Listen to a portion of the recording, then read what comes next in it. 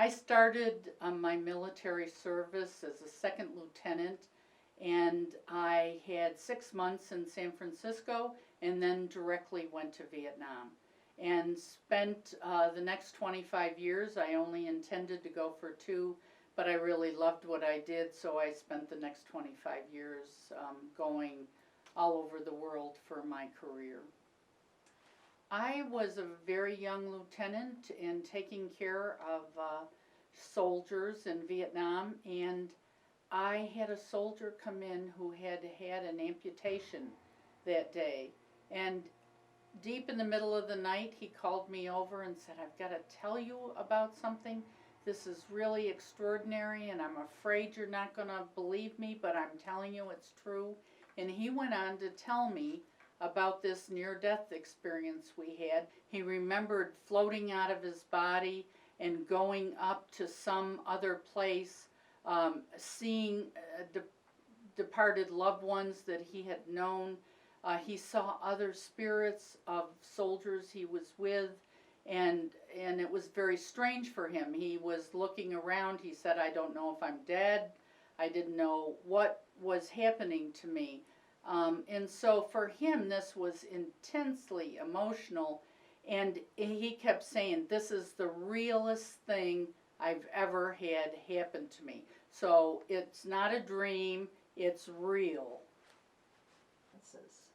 Some of the characteristics of a near-death experience are the sense of lifting out of your body, the sense of having a separation of pain, seeing departed loved ones, seeing other spiritual beings, feeling a sense of complete joy, being surrounded by just a bright light that is indescribable, and feeling the sense of peace and love. People will talk about it's all about love. It's the most content they'd ever felt. And so many of those things come together, and they'll tell you about the sense also of going back into their body.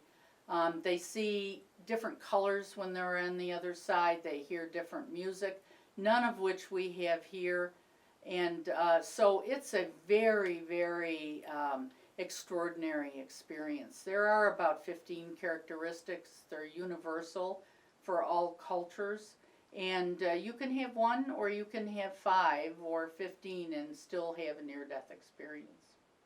Some of the after effects of NDEs are that people become more altruistic, less materialistic.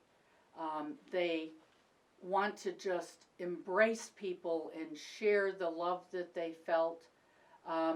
They're really anti-violence. They don't like loud noises or bright lights. Certainly these things all would be difficult to continue in the military with the kinds of violence and lights and noises that would occur. It's a long-term thing. They have different relationships with people, and I've seen this quite a bit with talking to spouses of NDEers.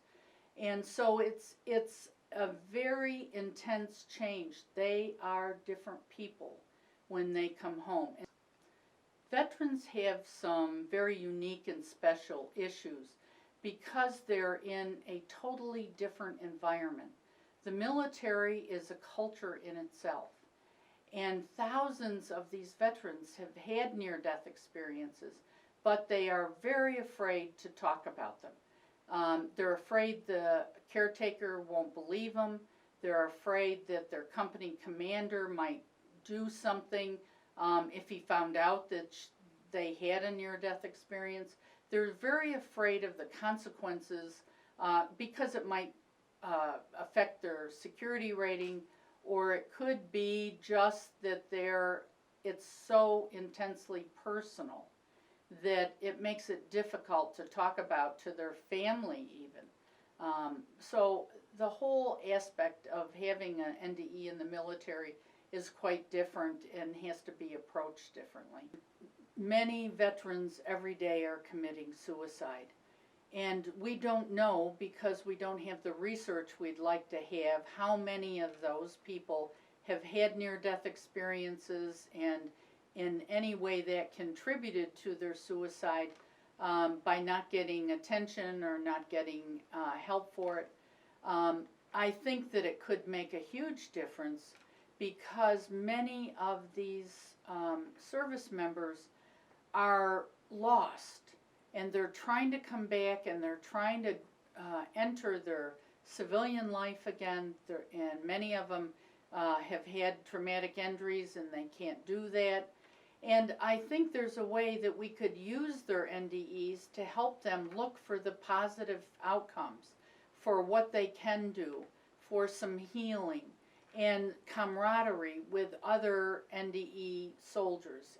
I think it would be a tremendous benefit to the military and the VA to recognize NDEs in their service members. We would be able to help them help themselves if we could support them and let them own their own experiences. And there's all kinds of issues that they sometimes have that would be rectified. And of course, if we were able to do these kinds of things, it would save the VA money, it would save everybody money, because there might be less time that they're there, and certainly they would have a better quality of care. I have on numerous occasions used the near-death experience to help veterans in grief, in terminal illness, what it's going to be like to die, end-of-life situations, losing children, veterans who have been compromised in some way.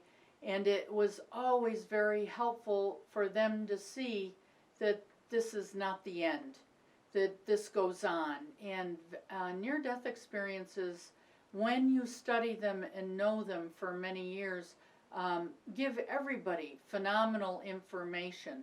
And I just think we're in a situation where the VA, health care givers, and the military don't always have that information right now.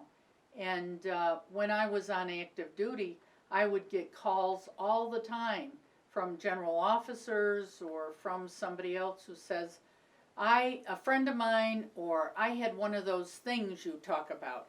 And then they certainly are interested in, I've done a lot of counseling with service members about their NDE in private. I really think we could make a difference. I think that the NDE will make a difference for everybody if they study it, if they look at it, if they help people understand it.